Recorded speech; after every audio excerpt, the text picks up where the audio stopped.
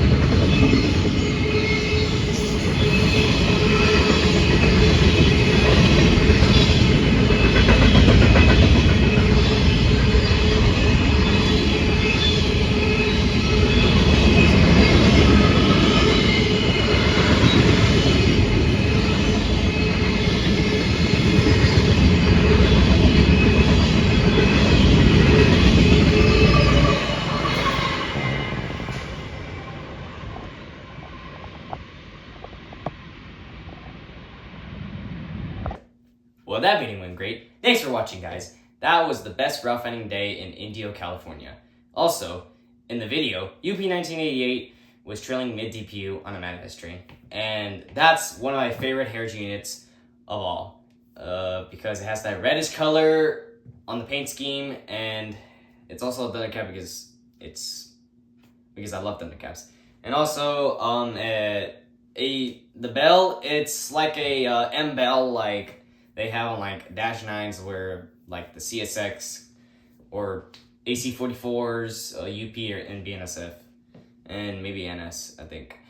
But also, if you didn't know, or if you've seen the video, UP 1988, the number boards on top were right next to the light on top were removed, and I was like confused, like did they just take them off to get new number boards, or did somebody stole them off of 1988? But I was like confused, like why is there no number boards on UP 1988? But I'm not sure.